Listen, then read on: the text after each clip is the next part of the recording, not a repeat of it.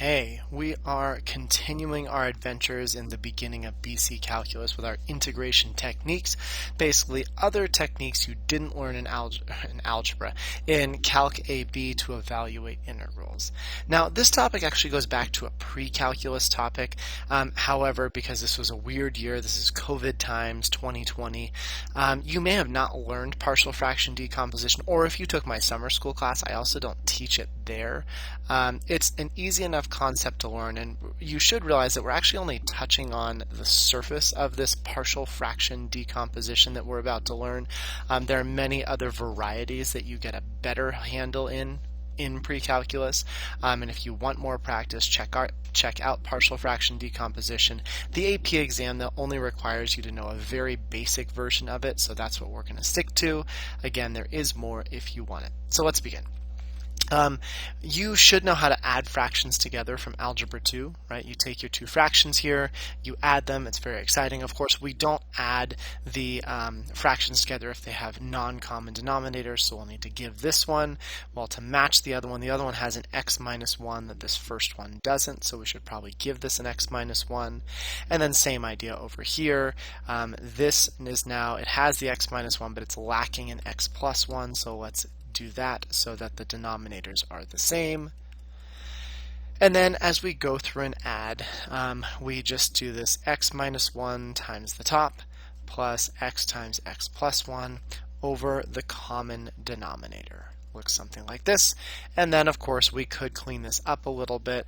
We're going to have x minus 1 plus x squared plus 1x, and the denominator, if you multiply it all, it becomes x squared minus 1, and for a final answer of x squared, this is 2x's minus 1 divided by x squared minus 1, right?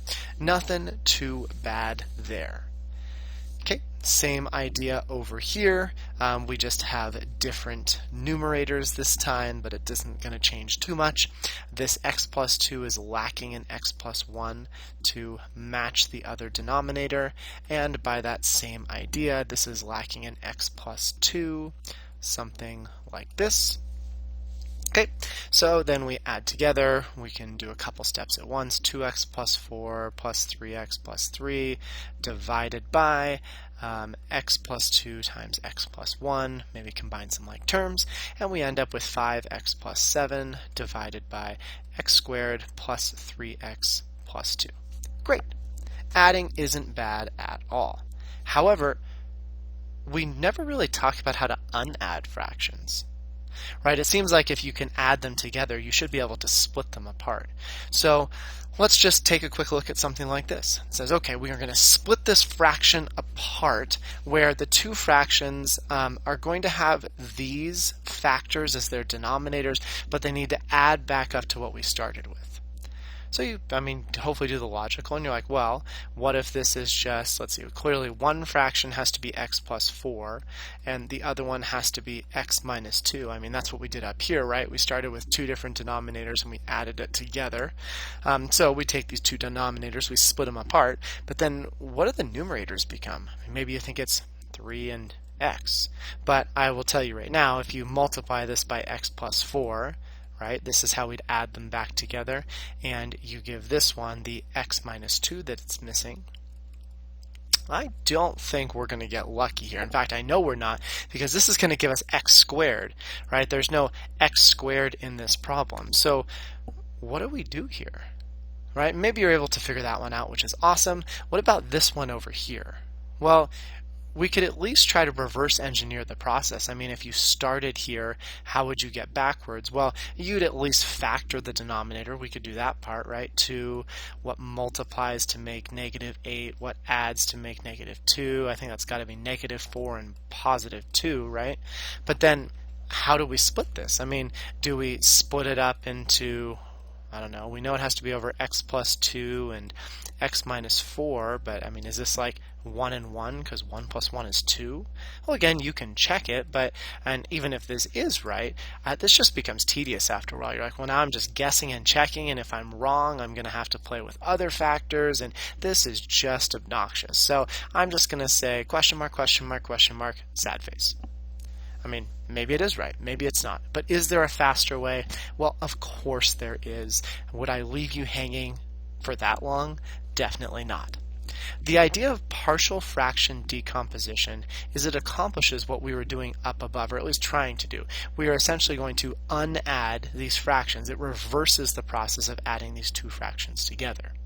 Now, the nice part about Calc BC and the College Board setting what we need to do is that we only need to do a really pretty simplistic version of partial fraction decomposition. We're only going to look at fractions that have a denominator that can A, factor, and B, only has two unique factors. Because it turns out if you were given something like x minus 2 squared with a 4 over, it's a little bit more complicated than this. And it's even more complicated if one of your factors looks like this and the other one looks like this, right? We call these linear factors. So the College Board has done a really nice thing in giving you pretty much the easiest, most simple form of how to of fractions that you need to decompose. So let's go ahead and take a look at the two examples I was trying to work up here. And I actually did the work for you just so you can read through. It's nothing too terrible. Let's look at both of them simultaneously though, because the process is the same. It'll just be slightly different problems. So first step, you need a denominator that shows you two different factors. And in the first one, it's already done. In the second one, we needed to factor, but we did that up above. What multiplies to make -8 adds to make -2. Cool. Step 2, we're going to form our answer, or at least part of our answer, right? Our partial answer here. We're going to take this fraction. We know that one denominator is x plus 4, the other is x minus 2. And of course, it's going to be the same thing over here, though x minus 4 and x plus 2. However, we've used A and B as placeholders, and I don't know why they use capital letters here, but every partial fraction example I see always uses capital letters, so I'm sticking with it, but that's kind of weird. Usually we reserve these capital letters for matrices, but that's fine. We're rolling with it. We're just doing mathy stuff. So what do we do from here? Well, this is the part that leaves people in the dust. And it's not hard. It's just you'll eventually start to skip this step, and sometimes you forget why we're doing it. So our goal is to figure out what are these two values. And if you had an equation that was just the numerators, that would be a much easier equation to solve. But right now we have this denominator complication being involved here. So what we're going to do is we're going to give all three fractions common denominators, because that will essentially allow us to have solved the denominators. They're all going to be equal. So then we can just focus our attention on the numerator. So let's take a look. X plus 4. Well, if we want it to match this denominator, we need to give this an x minus 2.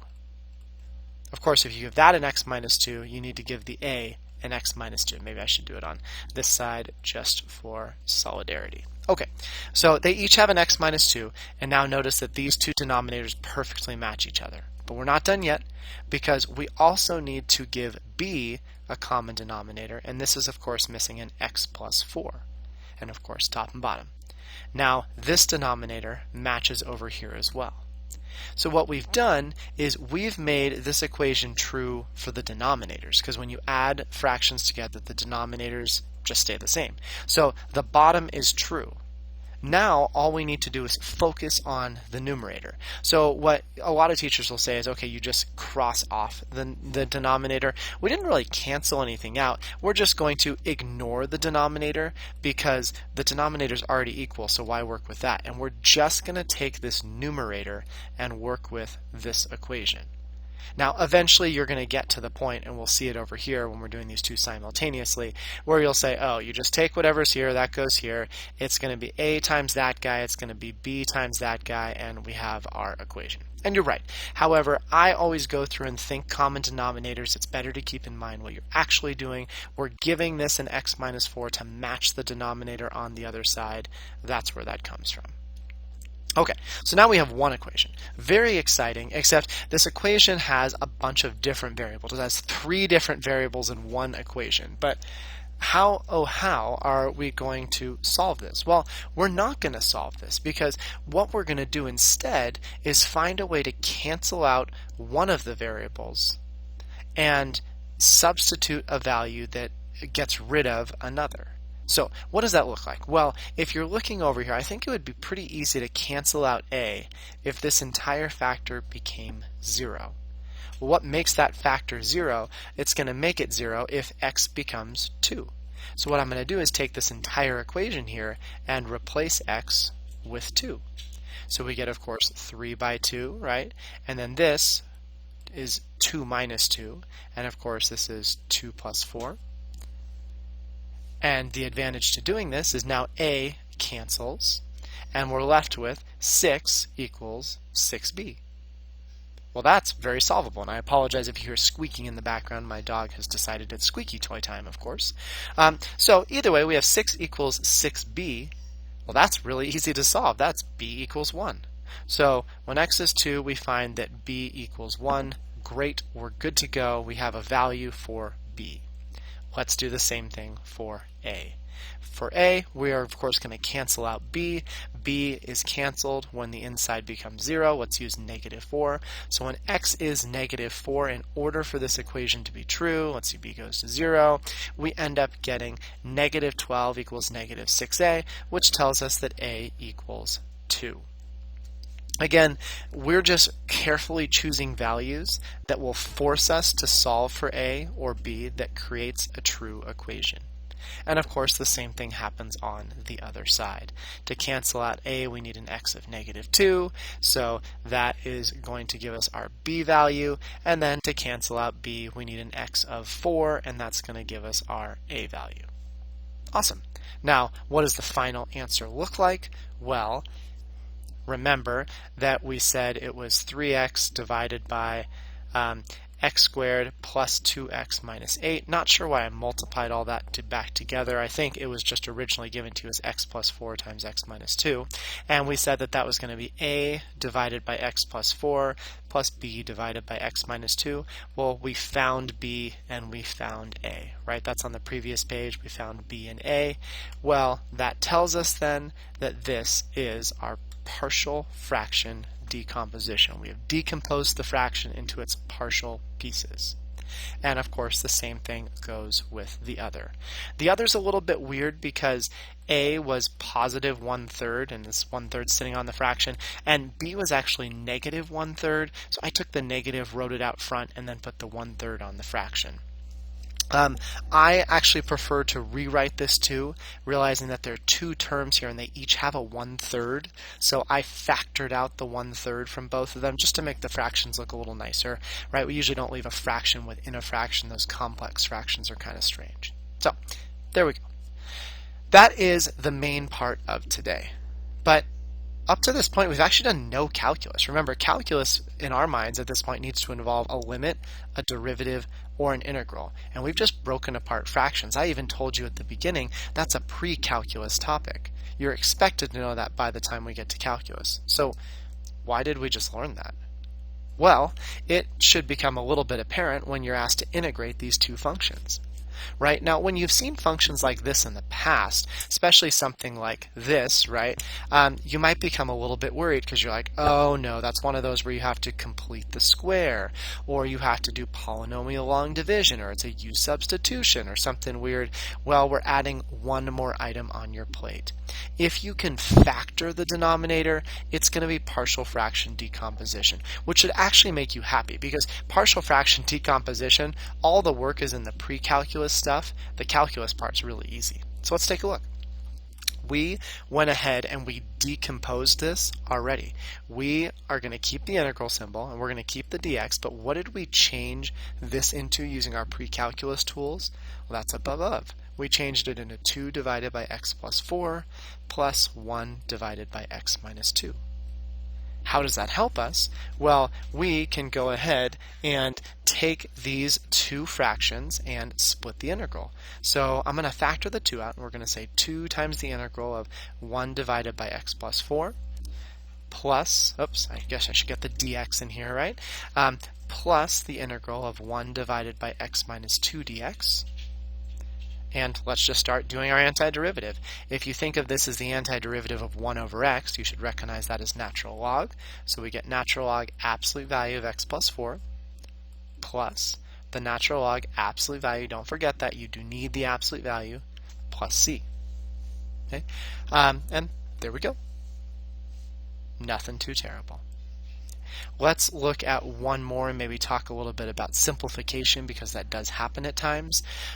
For number 2, we also decomposed this very successfully. Congratulations. We saw that it was 1/3 1 over x minus 4 minus 1 over x plus 2 dx. You can play with how you split apart this integral. I imagine that I'm probably just going to divide out the 1/3 and then do the integral of the whole interior, 1 divided by x minus 4 minus 1 divided by x plus 2 dx. I'm not going to make 2 separate ones, because then you just write a bunch more 1/3 and it gets tedious. So here we go. Let's do our antiderivative at this point. This becomes the natural log absolute value of x minus 4 minus the natural log absolute value of x plus 2 plus c.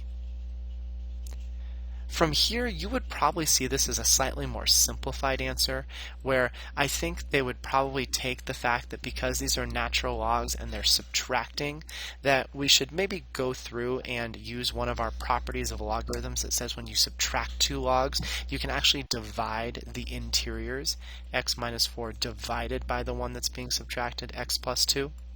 And my guess is this would be a much more common multiple choice answer. It's a little bit less writing. You only have to write natural log once, and they tend to give answers that require less writing, less space. So don't forget those couple things, right? The other one, of course, is if you're adding 2 logs together, right? Something like, I don't know, like this, that you can multiply the insides. That'd be x squared plus 3x.